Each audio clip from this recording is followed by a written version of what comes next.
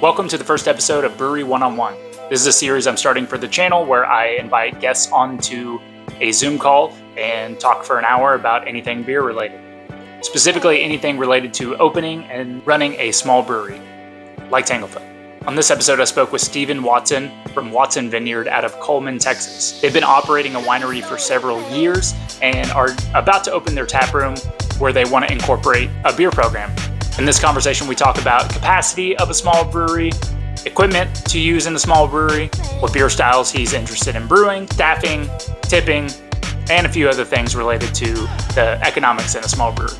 If you're interested in jumping on one of these calls, feel free to send me an email at andy@tanglefootbrewing.com and we'll set one up and we'll record it for the channel. But now, check out the conversation. So a little background on me is I've been doing a winery for, I guess, 12 years now. And, for the last 10 years, I was really working a full-time job and kind of doing the winery on the weekends in the vineyard. And, just is a lot of work. And with COVID, had the opportunity to walk away from the job and kind of dedicate 100% to doing the winery. So we bought a tasting room. And so in the past, we'd always been really more wholesale and restaurants, and that was really about it. So selling to retail places and to restaurants, and never really getting the full retail sales, the full markup. And so this kind of gave me the opportunity to dedicate a full opportunity to go just dedicate, that's what I'm going to do. And so we bought a tasting room, and it is taking, honestly, we're at 2.5 years now of trying to basically renovate a 100-year-old building. Oh, and wow. It's just with, contractors and everything is just dragged out. But I think we're about a month away from being able to kind of like soft open and, maybe do that for about a month and then kind of say we're, announce the opening and have everything in place. So, it's just it's kind of an ongoing thing. So like tomorrow I'm driving to Dallas to look at these tabletops that I think will go well in the building and see if I can pick, at least 10 different to start with and see how it goes. So a couple of questions. One, how far is Coleman? Because that's where their winery is, right? Yeah, it's in Coleman, which is just south of Abilene. And for me, it's right at a 3-hour drive. And I do it once a week, whether that's one way round trip, or I'm there for 3 to 4 days. So it's just cool. That's kind of the way it's going to happen. Yeah. So what, are you from Coleman? Yeah, I grown up there, family's there, property is there. So it's just kind of, the ranch with the vineyard is on is all there. So it's just, that's where we're going to be doing the business. So you said you've owned the winery for a period of time, but you're just now getting into opening the tap room, the retail aspect? Yeah. So yeah, again, we've only just sold strictly to restaurants and retail locations. And it's just really my first time to go in and opening a tasting room or an actual, place open to the customers. And we've had another winery in town that, officially they started after us, but they've been there and operating. And the biggest problem I see is that everybody wants to drink beer and they don't offer it. And so the rules changed, about 2 years ago or so, that you could have multiple manufacturing license. And so I've done all the paperwork and I've done everything to be able to have the brewery license, but I've never made beer. And so that's kind of where I'm at is, I've got plenty of inventory of wine.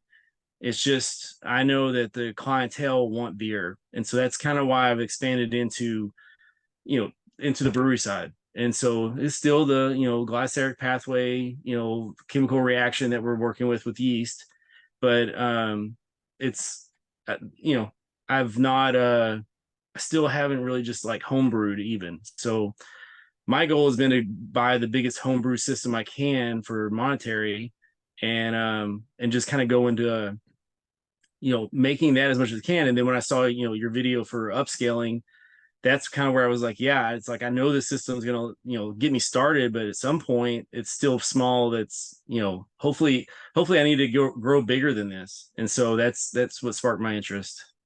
So yeah, so that's a lot, which is awesome. So first things, why do you want to make beer as opposed to just buying and selling beer?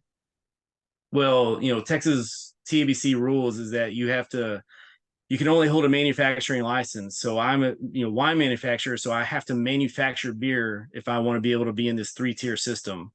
And Yep. so that is number one point. Yes, I would prefer to just buy beer and, Cool. but it's not in the cards.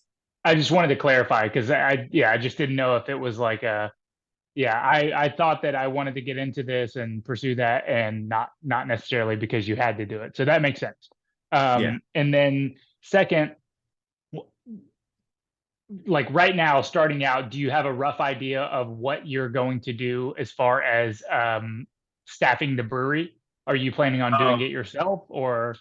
Well, to start off myself, that's one of the questions I have for you is really about like what your planned staffing was versus what's reality. And my plan is to start 3 days a week, being open, and me. And I think I've got one person that I know is like just kind of waiting for me to start opening, and they're going to come on. But for me, taking on an employee is a big commitment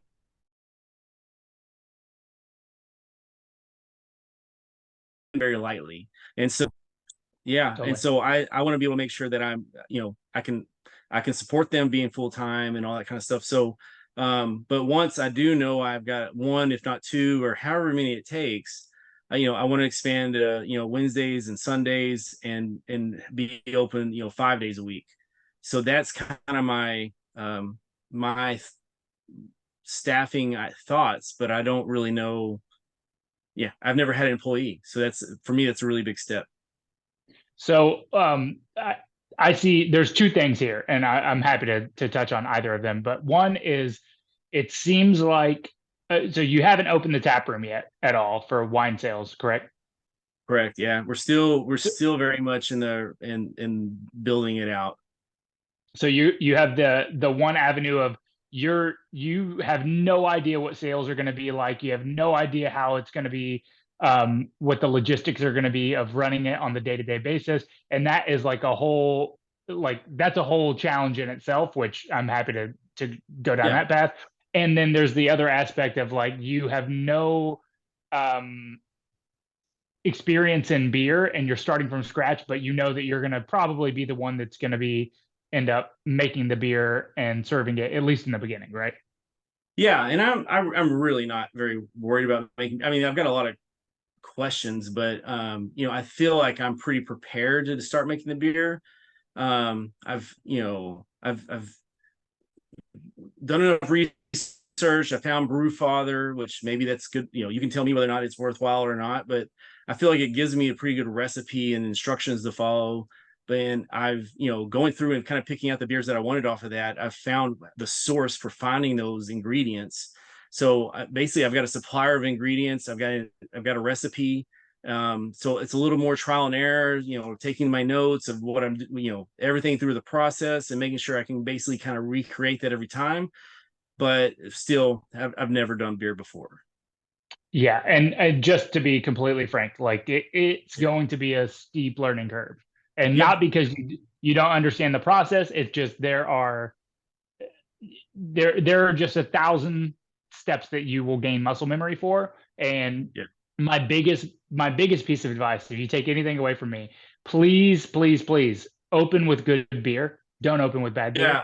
Yeah. And you can access, if you have any samples, if you do any test batches, feel free to drop them off to me, or we can sit down and taste them, or go out and reach out to other professionals in the industry. But the worst thing you could do is to open with bad beer, and that would, like, that's like the number one sin. So No, yeah. just wanted No, to no. throw that Yeah, out. don't get me wrong. I'm pretty close with timeline and opening and knowing what the brew timeline would be. I'm pretty much at this point where I'm going to have to start buying the equipment to to facilitate doing it all. And that is that's one of my other questions for you was, how do you handle quality? And it's like, if you are you ever willing to just dump a batch versus, try to Yep. sell it versus I don't know, just Yeah, I was closed for 6 weeks in 2022 because I had to dump 2 batches of beer.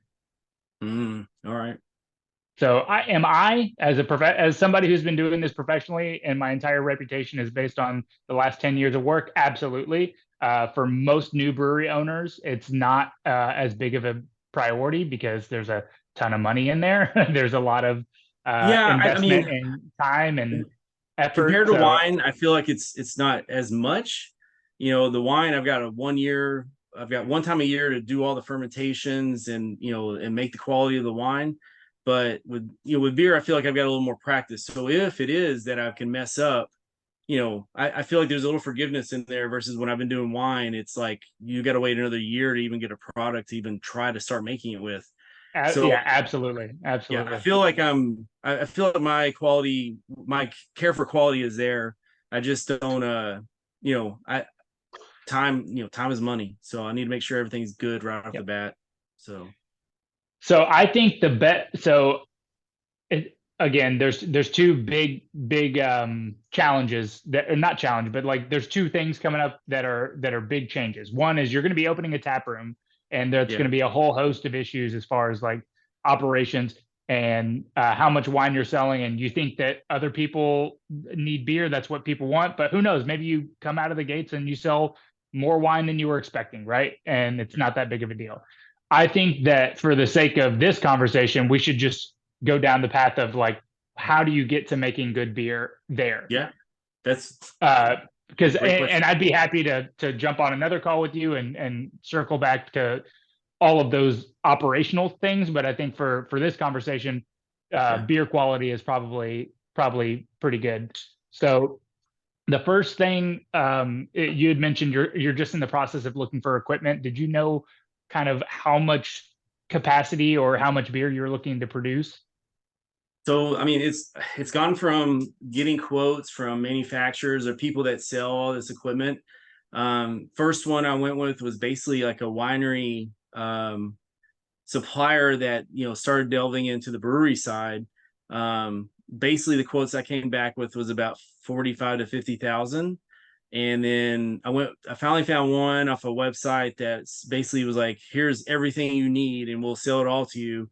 Came out at 150,000. And so, but those were all larger capacities, kind of more in the 3 to 5 barrel systems. Yeah. And then I just started looking at, well, what is the smallest system I can kind of get into? And then I kind of found these, more homebrew websites that the largest capacity they had was one barrel. And so honestly, price wise, it made sense. They have the makeup for the chilling each individual fermentation aging vessel on its own for temperature. And so for me, it seemed like it was a better option to go a little smaller and then scale up later. So Yep. that's where I'm at right now. Yeah. So the one big aspect of capacity in when you're projecting how much like volume you want to produce is, excuse me, it's not static. So the hot side of your brew house is static. So whatever hot side volume you go with, meaning like a 1 barrel boil kettle, a 2 barrel, 3 barrel, all the stuff that is required to make the wort is going to be static. But you can buy, if you have a 1 barrel brew house, so you can make 1 barrel of wort at a time, you can buy a 3 barrel tank and triple batch into it. Mm, So you take a 1 barrel system and essentially you're able to brew 3 barrels worth of beer. Now, this is way more labor, way more work and time. But just to give you an example, like when you're sizing equipment, that's a yeah. good place to start. So definitely recommend starting smaller because again, you don't have any sales data to back up any of the projections. So just Yeah. assume you're gonna sell a small amount of beer.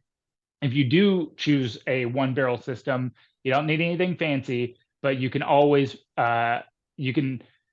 take a 1 barrel system and then always add more 1 barrel tanks. So like you Yeah. can just, if you had 7 tanks, or if each beer takes 2 weeks to make and you have 14 one-barrel tanks, you could literally brew every single day, right? Because you're moving one beer out as it's finishing up and then putting it back in. So that's another aspect of calculating capacity.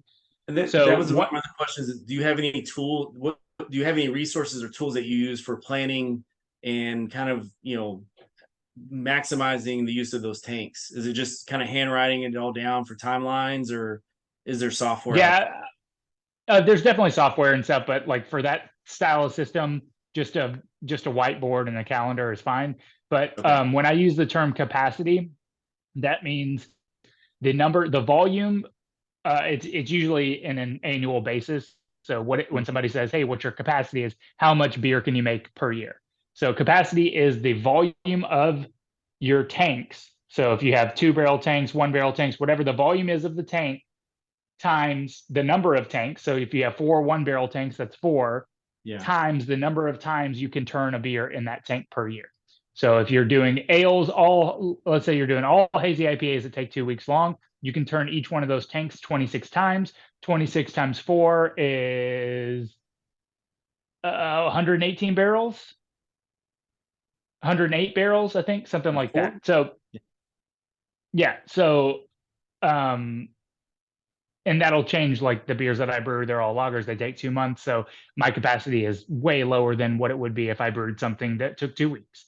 So, Yeah. And 100 barrels of beer your first year is probably, you know, more than enough, I would assume, unless you just have the supreme product market fit in that town and everybody's coming out to drink it. So, I think starting smaller on like that 1-barrel scale is probably good, and then yeah, and then being able to scale up, add more tanks, larger tanks if you need. That's kind of where I'm at, is looking at the one barrel brew house, and then doing the aging vessels, doing 4 of those. The system basically comes with its own glycol system that can handle 4 tanks at a time, and so that's kind of where I'm looking at starting at. Cool. Yeah. So the next question that I had for you is, what is your? I talk about this a lot, and when I talk to other brewers and on the channel as well, is what is your intention for the brand of the beer itself? Are you just looking to make some beer for people to have access to when they're in your tap room, or are you really trying to define yourself with the beer that you make? It's a good question. I think mostly I kind of I'm well I guess I'm going into my brand, and no, it's not just for while they're there. I do, my whole philosophy with the winery has been more of kind of our family background. The image on the label is the old farmhouse my grandfather made, back in the 1930s. And so that's the property where, the wineries out there, the vineyards out there. And I've been kind of moving into more of my military background, and kind of trying to make these labels that are based upon, call signs that I had, just kind of significant things in my past in the military. And so the intent is to start off with being more of a, straight to keg in the tap room, start kind of canning a little bit with labels on them, kind of in a, you can grab and go. But eventually I would like to get a bigger capacity and kind of get these brands, on shelves. But I'm not going straight to that point. I'm just kind of wanting to start at that point. And so that's kind of what I'm kind of going with, is that, I was in the army. I did the invasion of Iraq in 2003. My tank platoon led the invasion from Kuwait into Iraq, and then once we got to Baghdad, we ended up doing objectives that ended up kind of making the green zone. So my call sign during that time was Red One Delta, and so that's my first blend that I made with a wine. That's the first time I kind of went away from the family image, and started doing these call signs. And so, I've got the my second call sign for the second deployment, or second year going there, was Tusker 3-3. So that's the label. I've got an artist kind of working on the label and layout right now for that being the first beer. I haven't decided what style I'm going to make it, but at least I kind of know the brand that I'm going with and where it's going. So Okay.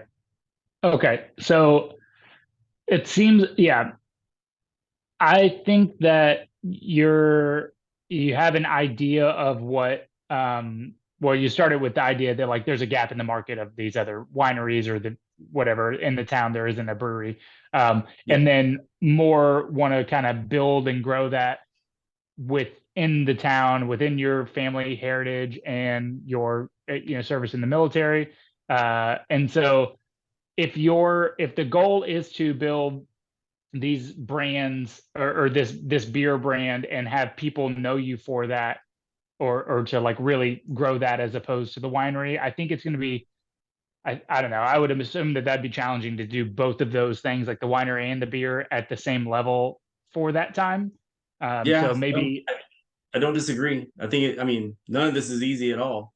You know, the yeah, first yeah, right. yeah, the first winemaking class I took at UC Davis, they basically told you like you're gonna want to like grow the vineyard and make the wine and do all the all of it together. And they were like, we're telling you right now, don't do it. Pick one or the other. Yep. And I thought I was like, no, I can do it. Don't worry about it. And I'm gonna tell you, after doing this for about 10 years, 12 years, yeah, pick one or the other because it's hard. Yeah. You don't have enough time. And so trying to do beer and wine, I do get is it's gonna be hard. The only thing I've got on my side is wine. The winemaking is, you have a harvest time, you make the wine and it goes in the barrel. You do monthly, you have some checks and stuff that you do to kind of like facilitate it, but it takes a year to 2 years to age. So you've got a little bit of leniency with time on your side, whereas beer is going to be kind of churning it out. And, to be honest, I think it's a little bit more, the quality is a Labor little intense. yeah. And it's the sanitation has to be really high, and there's things in wine that you can do to clean things up, and I'm sure there's things you can do in beer to do that, but beer is what 98% water, so you can't mess up that stuff very much. You have to make sure the quality is there. Yeah. Yeah. So having said all that, do you feel like I'll just tell you now, at this scale, you hiring an employee will not be profitable anyway. You slice it, just so you know. Like if you sold 100% of your, if you, let's say you got a one barrel system and you sold 100% of your beer by the pint over the counter, you would generate maybe $100 to $150,000 in revenue, not profit, revenue. And Yeah, so, maybe you profit. It's all relative to your expenses, but let's say you profit, 20% on that, um, or assuming that you have to pay somebody out of that. Um, it's tough on that scale. So if you're looking to do it by yourself, totally manageable is what I'm doing. I'm doing everything by myself, but it works because I don't have a lot of overhead or expenses. But just know that you're trying to tackle two of these projects at once, and yeah. hiring somebody will make it unprofitable. So So if you you don't have any servers or anything like that. You run the tap room by yourself. Yeah. Yeah. So I'm only open 3 days a week.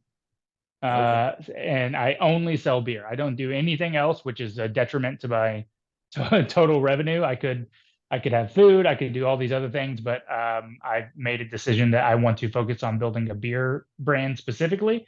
Yeah. And so it's manageable. It's not like overly burdensome for me to do all this work. But if I were to hire somebody to watch the bar, like I've had to hire friends or family to watch the bar for me. And every time I do it, even if I pay them $100, it's like I lose money. Mm. So it's a tough, if you're expecting to have this small production, which I can't imagine that your sales would be crazy busy. I don't know what Coleman's like, but Yeah. I can't imagine that it's going to be gangbusters out of the gate. Like, hopefully you get there one day. Obviously, that's what we all want. But out Yeah. of the gate, I think a one barrel system with 4 to 6 tanks would suffice your production needs. And then But then it raises the question of like, are you comfortable brewing once every week? Are you Yeah, no, able to? yeah, that's kind of what I've been thinking. I mean, I think the wine is profitable. Honestly, it's a lot more profitable than the beer, but you have such a commitment on the harvest and the winemaking and all that aging, and so lot there's a lot of investment that goes into just keeping it refrigerated and all that kind of stuff, storing it for so long. But the beer, honestly, I really, I guess I don't know what to expect on it. So it's kind of nice to hear you're saying it's, don't count on it to be your bread and butter. So, Oh that yeah, was, definitely, especially not at that scale. Like it just, yeah, and the reason this is so like fresh on my mind is I think about this stuff constantly, and I'm yeah, immersed in it. Like I'm running this exact model of like tap room only, tiny brewery, one man show, and like no matter what I do with the current equipment that I have, I cannot generate more than like $150,000 in revenue. It just can't happen until I scale. So that's not that I'm selling that much beer yet, but like that is definitely one aspect of consideration when you're thinking about like, hey, this is going to bring in a lot of money. It's like just run the calculation, accept the number that the tanks that you buy can generate, and know that you probably won't get there, right? Like, what is it? Have high hopes and low expectations. yeah. Yeah, no, well, we're gonna figure it. I mean, this is what I'm doing, so I'm gonna figure out one way or another, and this is kind of going towards your passion and being committed to trying it out. So Mm-hmm. at least I hate Yep. to save up money all my life and never really try to do anything that I didn't have a passion for. So Absolutely. yeah, So so what's your goal with what's your goal with like having what are the like offerings that you want from beer? oh man, Um like what I styles? It looks like we have, sorry, it looks like I might have a couple more minutes yeah, on we the can jump Zoom, back and then we, on. we could jump back on too. It's no big deal. But Yeah, I don't have a big plan. I know a couple of them. I know I want to have a lager, a pale ale. I'm not that big into IPAs, but there's also that it's a faster turnaround. So there's kind of a mix of needing to have something that turns faster. I know I want to do was it a Mexican cerveza kind of beer, but I don't. I'm really not too set on exactly which ones. Here the thing is I went on the Brew Father. I kind of picked all the different ones I would be interested in, and I kind of kept looking at where ingredients were and seeing if any of them kind of doubled up or where you get them. And so then basically I kind of found a company out of Dallas that can source it all. So I got to basically I'm got my client and got approved to be a client with them. So mostly I'm just kind of waiting till I get kind of up and going to start putting the first order in. But I think I don't have anything that is a set in stone style to do. I just know that my own goal is that no matter what, I've got to make it to where if it doesn't sell, then I'm the one consuming it. So that's kind of my yeah, that's always the brewers the safety valve is, oh yeah, this isn't moving, I get to drink it. Um so how did you have an idea of like how many beers you're looking to have on tap? Like four? the only thing I've done is I bought the tap system and I'm actually just in the process of like buying and having them shipped to me, but I bought a 10 tap system and that's kind of the only thing that I've known. And so I kind of figure either grow into it and I'm going to space them large enough that if I decide I have more different types, I can do the kind of was it augmented or just kind of like higher and off to the side taps in the tap room and just kind of grow into it. But I've got a pretty large walk-in cooler that can, I think it's about 300 square foot, so it can, it'll hold a lot of capacity for kegs. So Yeah, I would be cautious with the number of beers you're looking to have on it. Like, and this is all dependent on the like sales volume that you're doing. yeah, Because if you have 10 beers on, and honestly, I mean, I forgot to mention this at the beginning of the call. but you introducing beer sales will inherently diminish the wine sales. And every beer that you introduce will inherently diminish the sales of each other beer. It's just the nature of options and volume. And so if you have 10 beers on and let's say you have a barrel of each beer, for instance, if that first beer that you brewed, brew 9 other ones, if that first beer you brewed is sitting around for 6 months, like less options is probably more. Yeah, and to be honest, you're 100% correct. And I'm probably going to start with just 4 and just kind of grow into those 10 taps. Yeah, is kind of my plan. But yeah, just get a foothold and start with that. And honestly, it might just be 2. But I'm buying what I'm planning on buying is a 4 tank fermentation aging vessels. So that's kind of where the thought is. Okay, cool. And then what's your timeline for opening? It's been a long time. I expected. I mean, we keep moving the date out. So like I said, we've been at 2.5 years of renovating a 100-year-old building. So it's just taken forever. So I mean, I really would like to try on the soft open no later than October 1st, and maybe give all of October just being soft, and then kind of like finally announce opening maybe November. Okay, so your renovations are pretty much done, but We still countertops for the bar area, tables, chairs, flooring for certain areas. The bathrooms are all tiled and plumbed, but still need a plumber to come in and put all the urinals in, and even so we have a prep room that's really kind of like where I keep the 3-sink basin and all that stuff. And so we had architectures, interior designers all kind of like plan out what we were going to do in there. And I just basically kind of got to the point where I was like, hey, let's just hold off. Let's do what's essential and do a 3-sink basin, do the wine glass, beer glass cleaning thing that, does, it'll do like 30 loads in an hour. And so that we're kind of broke down to just like, let's kind of stop and not overcommit and just figure out what is essential, figure out how to do it, and then figure out what we need to still have the space to expand into what we need to do. Yeah. So you're not going to open with beer? Probably not, but it'll be right around the corner. Yeah. I would say that because you'll be learning the process on the fly on new equipment. So that's going to be getting used to. But like let's say you already had all the experience, you already had the equipment, you know how it works, you would still potentially want to buffer like a month to 2 months just to make sure that you have that, like the first batches that you brew aren't. Don't count on the first batch being great. So yeah.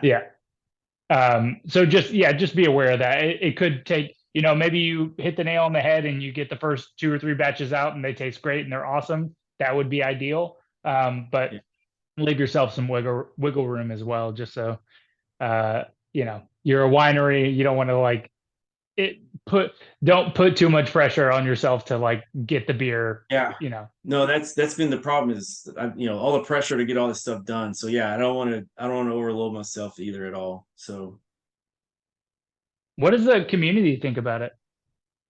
They're all just kind of waiting for me to get open. So I mean, I basically even stopped posting on social media just because I constantly get asked of like, when are we open? When are we opening? And, everything I do with trying to do the renovations, just, it just takes forever. Just for the point where like, we've got the dividers for the bathrooms. We ordered them a week ago, but it's a 2-week, from the time you order to the time that they can even make them is 2 weeks. And then it's probably another week in shipping. So everything just takes forever. And that's probably one of the biggest things is just, kind of really underestimating how long the construction phase was going to take. So yeah, that's always like it's like double the amount of time you think it's going to take and double the budget. Seriously. Yeah. Well, so is that do you have any other specific questions? Yeah. So for you though, how many different beers did you plan on starting with versus how many you're doing now? I planned on starting, or I planned on only having 2 beers. That was the Mhm. goal. But again, my concept is a very, very specific niche concept that was the goal was to emulate, the Czech beer experience here in Texas. And Yeah. so in the Czech Republic, it's pretty common to go to a brewery and see that they just brew 1 beer, maybe 2 beers. But then after I opened up, I added a third, and now I try to keep 3 to 4 on at any given time. Okay. How many of the aging tanks do you have for fermentation and clarification? I've got 2 fermentation vessels and I have 2 bright tanks, but one of my bright tanks is a dedicated cold liquor tank. So I've really got 1 bright tank, and each of my beers take. I was talking about that capacity and that tank time for each tank, and these beers take a minimum of 3 weeks in primary fermentation, whereas an IPA could be through primary fermentation, cold crashed, and ready to drink within 2 weeks. So Yeah. I have a lot of bottlenecks in my process that are unique to brewing lagers. Oh, okay. So this is, I mean, so you've said you don't really have employees, but I guess this is what a curiosity on operational stuff is that. So your thoughts on running a cashless point of sale system versus having money in the drawer? I personally don't like cashless establishments and when I go out as a consumer, but that's just me. I think that having a cash drawer can be a little bit of a pain, but a lot of people only carry cash too, especially in smaller towns. So Yeah. So I agree with you on, I don't think it kind of turns me off, but my thoughts with like, I know I'm going to end up having to have employees, and I just think that with having taking the money out of their hands is a good idea versus having to worry about somebody stealing from you. And then yeah, that also, it's not only the money, but it's also your products, right? So dealing with alcohol is, you've got people that are going to steal for money, then you got maybe people that are stealing for alcohol. So you've got two different things. I was just thinking taking one out of the equation makes the life a little easier. yeah. I don't know. I'm a pretty big proponent of if you build a culture. I mean, especially if you're planning on hiring people already, like be prepared that that is the most difficult aspect of business is managing people. And but I'm a firm believer in that if you build a culture of a good culture with people around, like theft Yeah. may be an issue, but like having bringing people on board and making them feel like family and making it a great place to work often leads to people not abusing that, but sometimes it does. So Yeah, I know. It's one of those things you kind of got to ebb and flow until you feel like one, you either catch them or you know what's happening, and then you got to deal with that ramification. well But I would just recommend cross that bridge when you get to it. Like if you yeah. notice that that's an issue, cross that bridge, but yeah, may not even be So, one. and this may be a question you want to cut, but what about um? So my thing is the tips, and so when you have your point of sale system, you can you can add in there tips whatever you want to do, but then you also can employees are going to want to have a tip jar, and so it's like how do you divide that up? So is it every you just look at every do you look at who processed the receipt and say like, oh, you cash them out and they tip this much, you get it, or you do just divide the total tips for the evening divided between the 2 and 3 employees? Do you have any background in that, or what would you suggest? And then so some other places I've been has a standard like you walk out on your tab, it's 20%, Yeah. tip is included. Yeah, so I actually have a pretty unique perspective on tipping. The brew pub that I ran in Austin is called Black Star Co-op, and we that business was founded on a no tipping policy. So I've been pretty steeped in like thinking about tipping in general. Yeah. One, you can never take tips from employees. All the tips go to the people that are working. So just get that's an obvious thing that is both morally and legally required. To as far as who gets what tips, if you are a counter service business and there people are coming up and you have 1 or 2 registers and people are processing transactions, generally speaking, you're pulling those tips because it's not individual service. Like if you're in a busy bar and there's like, you know, 2 women and 2 dudes working behind a bar and they each have their clientele, like maybe that would be an instance where you would want to, split tips if they have their regulars or whatever. But generally speaking, in a counter service environment, you would just pool the tips. Yeah, so pool, but then are you just looking for they got to split the cash that's in a jar, and then they got to split, maybe a little bit later the evening's receipts that get paid out maybe in the paycheck or something like that. Yeah, you could pay it. You could hold it and pay it out in the paycheck, or you could just keep. And this is one of the benefits of having a cash drawer, or you could pay it out in cash at the end of the night. Okay, good. All right, thank you. Just track all of that. It's a lot of I think that's just as a handling. bookkeeping kind of thing on that side. So I've never had to do it, so I was curious. So we talked a little bit about food. I don't want to do food on the side of I'm just under the like minimum square footage to require fire suppression, and so part of that is with the homebrew equipment I'm looking at is an electric heating element to be able to do the boils. But so that keeps me out from the fire suppression. But if I do any food that's anything that's open flame, that throws me back into having fire suppression. So I'm looking at probably doing just foods that are like, kind of appetizer food, dip food, like a spicy, pimento cheese with chips or something.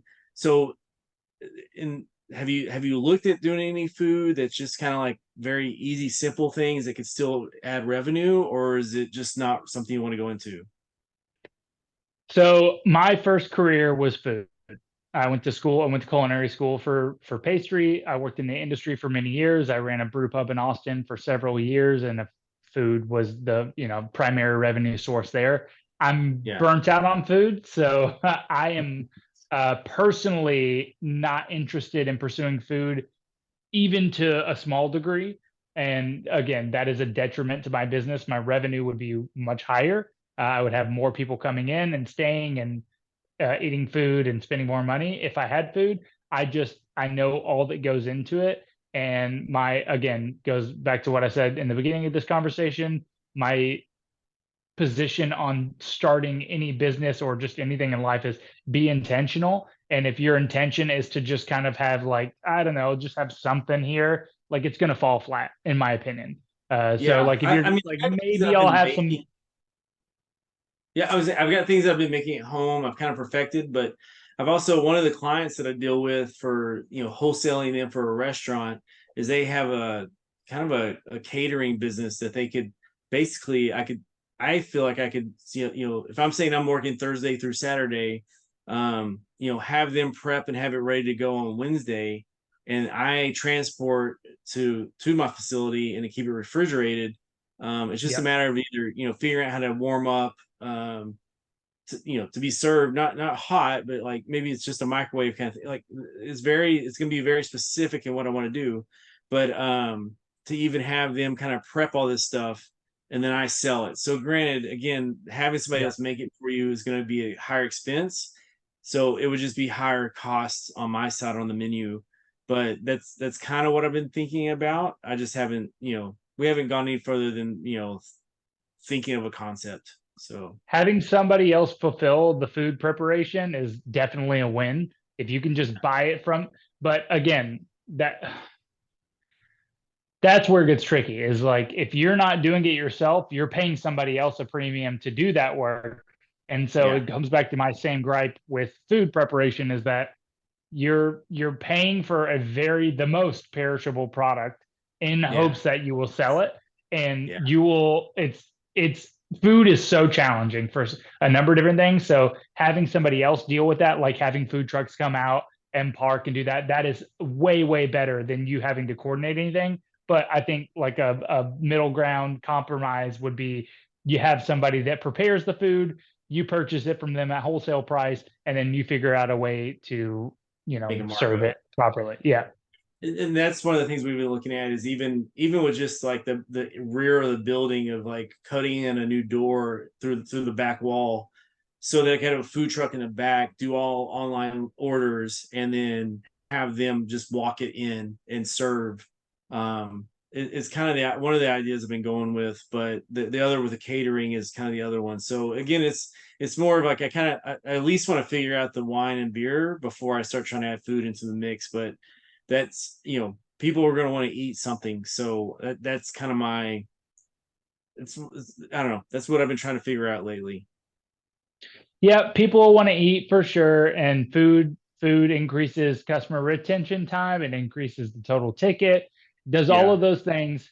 But what people don't tell you is that food also brings in a lot of um, there's a lot of waste, there's a lot of loss in food. There's a lot of, say you get this food program off the ground, a lot of like, oh yeah, I like that you have your pimento cheese, but I want a steak or I want this. And it's like, well, the whole point was like the people that are coming in want to eat food. I will give them food. Said people come in and don't want the food that you offer, which these are just very like small examples, but Yeah. I've been beaten by food. Food has beat me down. So I Yeah. have No, a stronger that's why opinion I'm about bringing it. it up. So the other part, I mean, I think from the way you've talked about things, I think we're kind of on the same plan, but my biggest plan is to like keg everything. And then while me or staff are kind of in there with, minimal, with the time on our hands, is just to take the blanks of cans and just, and have a one can kind of sealing, the machine, and off the tap just fill it up, can it, and label it, and just kind of, I'm planning on doing, 16-ounce cans, so just doing a 4-pack of those and having a refrigerator off to the side that's, priced a little cheaper if I don't have to serve them, use my glass and all that kind of stuff. But is that the way you're kind of doing it, or are you doing something different?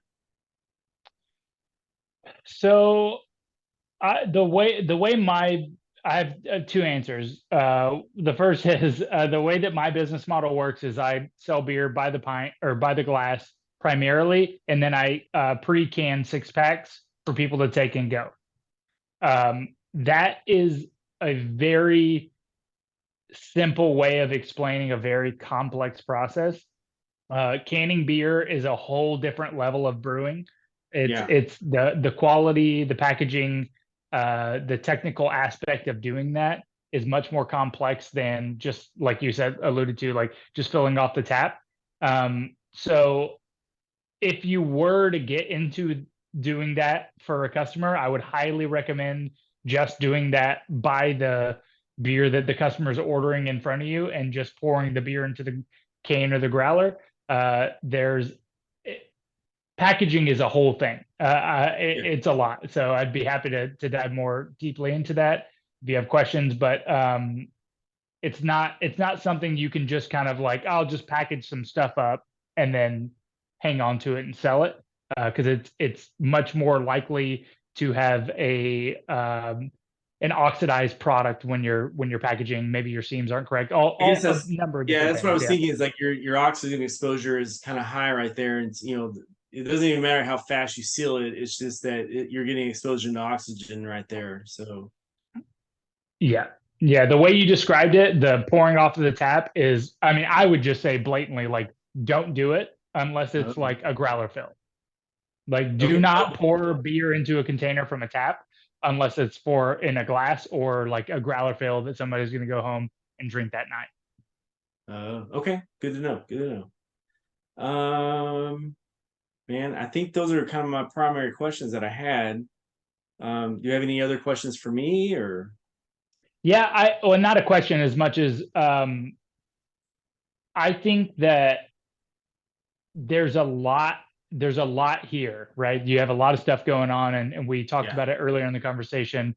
just, how you're going to manage the time. And granted, I do this and people think that what I do is crazy, and it's not that crazy. I just kind of like do the stuff that needs to be done and move on to the next thing. But beer, especially without any experience, can be a full-time gig mentally, as well as physically. Just because you brew the beer does not mean that it gets to the consumer appropriately. And so I would highly, highly, highly recommend either doing some sort of professional beer training in some capacity, Yeah. or meeting up with another professional brewer to come and look at the system, Consult. and get a consult. And just because I think it will be, you're a resourceful person, I can tell, and like many people in this industry, you want to do things yourself, you want to learn on the fly. But having a conversation that's 30 minutes long with somebody walking you through this process is going to save you, 2 months of headache, I feel. Yeah, no, I think that's a great idea. And I've got a few contacts through just relationships that I think I probably reach out to, but I think you're kind of right in that it's probably a safer bet to just have them come in and consult me for like one or two brews and just say like this, Yeah. show me either how the best use the equipment, or show me do it and then show me what's wrong with what I'm doing. So yeah, no, I like that advice. Yeah. And I have a hard-hitting question if you're up for it. Sure. If you were to present all of this information to said industry friend or brewer, whoever it is, and they came in and they were like, "Hey, you're like 6 months away from being able to do what you want to do."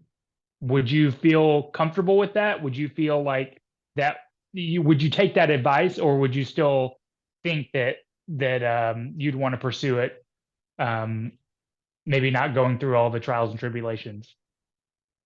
I think if I'm understanding, I mean, I think I would still probably bring them in, let them, figure out why they think it's 6 months away. And I would listen and take it in and try to do the best I could. But yeah, I mean, I would find ways to make it work. So Yeah.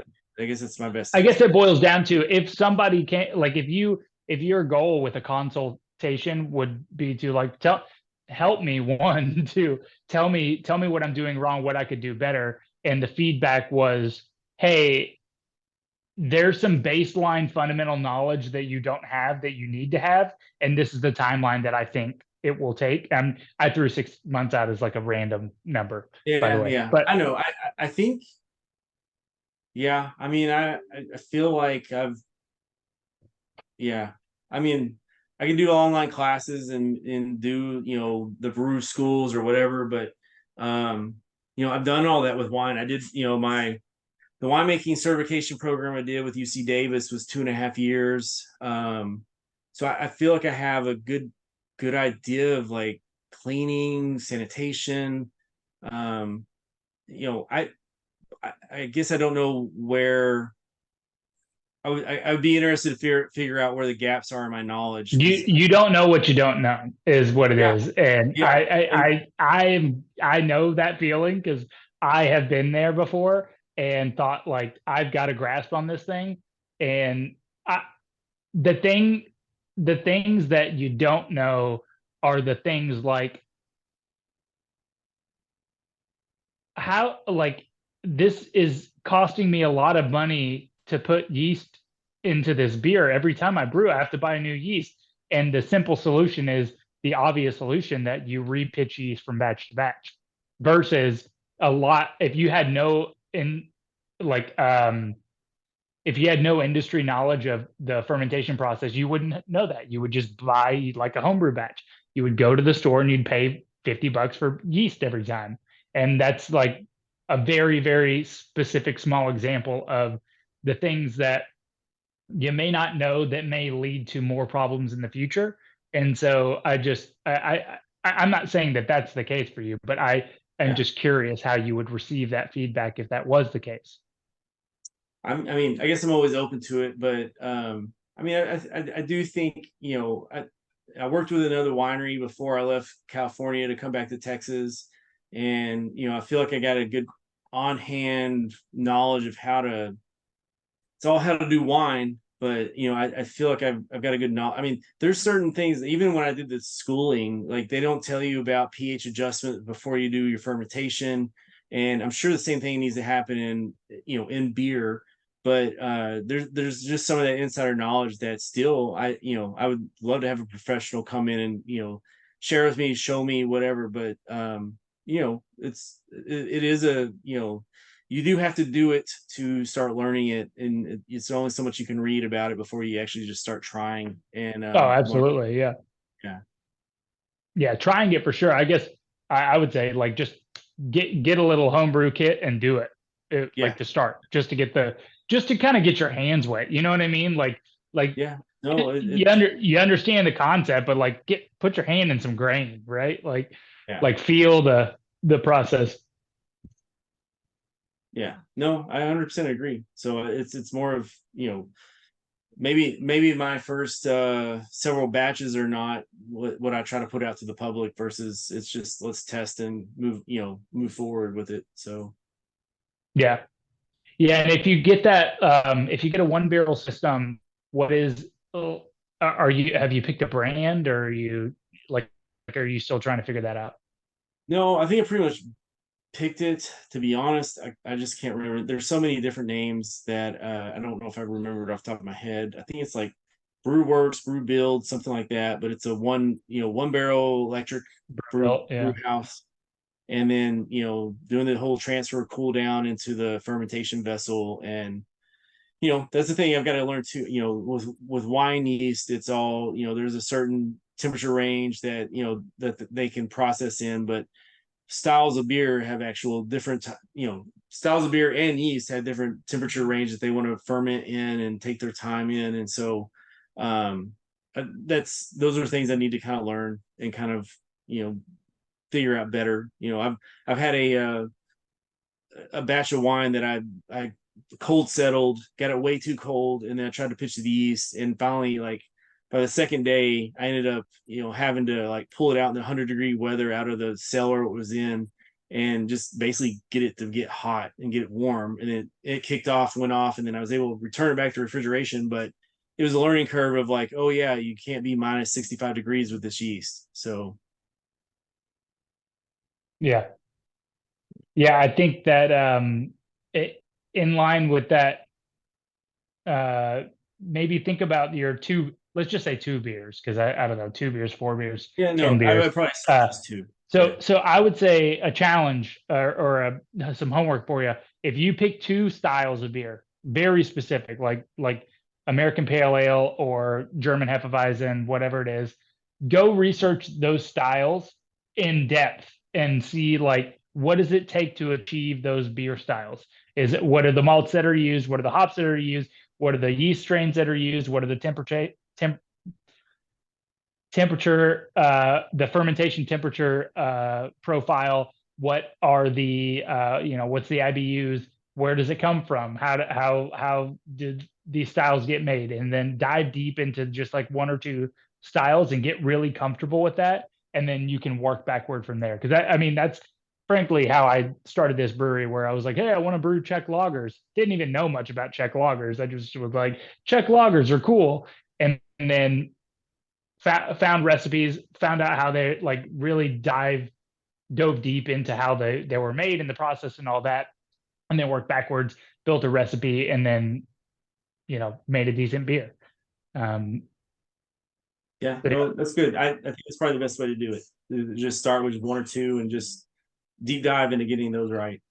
yeah, yeah, and then also this, I give this challenge to anybody that I talk about beer 101 with, but like go and find the best example of that beer that you can find in the market. Like in Texas, you want a good Hefeweizen. If you like Hefeweizen, where do you go? Live Oak. Live Oak Hefeweizen. Yeah, They're a shining star example of that beer style. If you want a good whatever, pick any other style, and then go find the best example of that in the market, and then work backwards from there. All right, no, I like the advice. Thank you. Yeah. Anything else? Any other big things happening with the winery? No, I mean, we're pretty much 100% into trying to get open. So it's, I feel like even though winemaking is kind of taking a back seat to just trying to get everything done. So I'm on the road for like 7 hours tomorrow, just trying to get tabletops from a place without having to pay for exorbitant shipping. So, it's just, every day is kind of one day closer to getting it done. Yeah.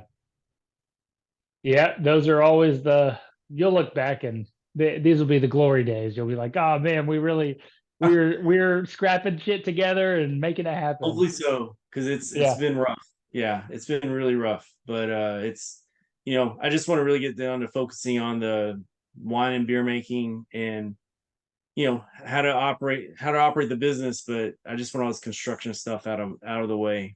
So when the literal dust clears, you'll look back and these will be the moments that you think about when you thought about building your business. Yeah. Trust me, that was me. I was driving up to Temple every day, or pretty much every day during the week when I was running the brewery here full time, and then driving up to Temple, doing construction on the bar, and then driving back. And it was a grind. Like, it was a lot. But now I look back at that and I'm like, dude, that was awesome. That was cool. Look what we did. Built this thing from scratch.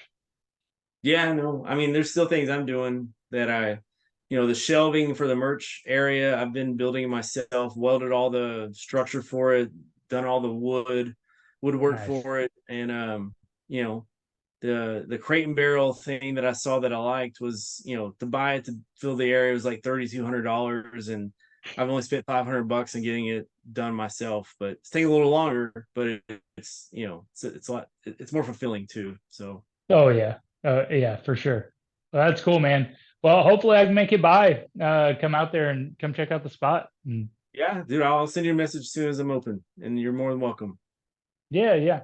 And I live here in Austin, so you want to grab a beer sometime, just let me know. Yeah, I'll have to come up and hit you up and check your place out, man. So thanks again for the information. I guess we're kind of close to the end. So yeah, unless you have any other questions or anything. I'm good. So I appreciate your time. Yeah, of course, man. Take care. Feel free to reach out if you have any other questions or anything. Okay, man. All right, have a good evening.